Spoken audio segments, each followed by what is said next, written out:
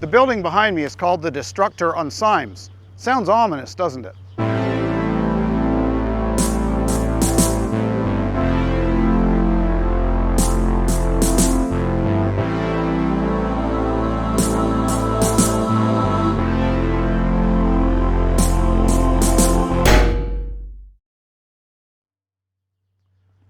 It's really just an old term for a municipal waste incinerator.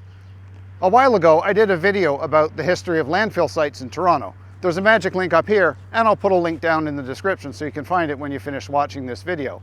In that video, I mentioned that Toronto had over 150 landfill sites. If that sounds like a lot to you, well, it probably also sounded like a lot to the people who lived near them. And as the city kept growing and growing, and the trash kept piling up, we kept needing to find more places to put it. And then somebody had an idea. If you burn the trash, all that you have to dispose of is a little bit of ash. So the city started building waste incinerators. Toronto's first municipal waste incinerator was built in 1890 near Eastern Avenue and the Don River. That's old Eastern Avenue, not the new Eastern Avenue. I talked about that in my video on the lower Don River. Links in the usual places. I do not have detailed files on that. I have been unable to find exactly where in that area it was built, but here's what it looked like. Another of Toronto's early trash incinerators that no longer exists was the Wellington Destructor, built in 1917 on the property just behind me here.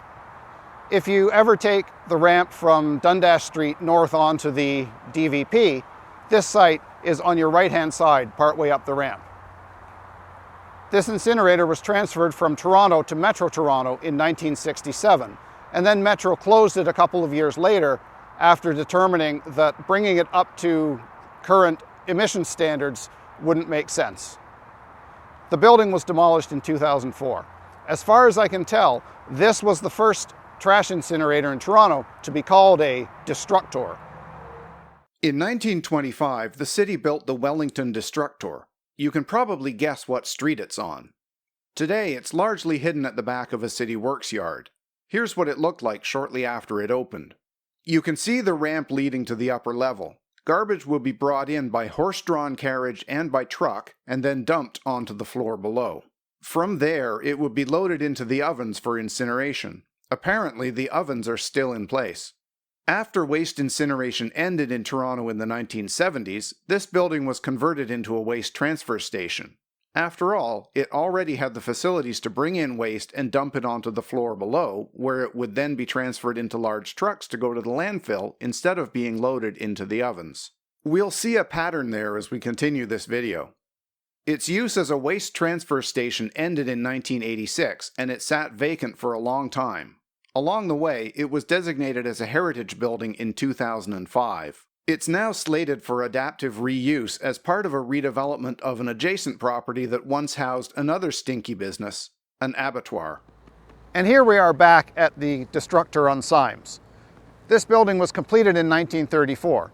It's an Art Deco building, and doesn't it look lovely in this design sketch? It operated as an incinerator until 1977, when it was converted into a waste transfer station.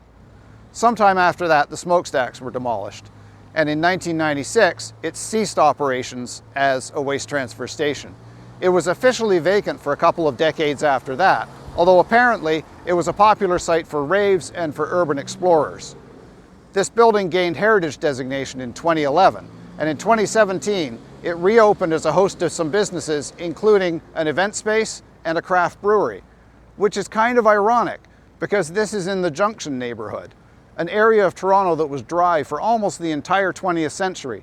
I did a video about that. You know where to find the links. Behind me is the Commissioner Street Waste Transfer Station. As you might have guessed from the fact that it's appearing in this video, or maybe from that giant smokestack, this was originally constructed as an incinerator. It made a previous appearance in my video about the Portlands, yada yada yada. This was the last of Toronto's municipal incinerators to be constructed in 1955, and also the last one to shut down in 1988 after a damning environmental report about toxic chemicals in its smoke. Like some of the other incinerators, it was turned into a waste transfer station, but it's the only one of those that is still serving that function today.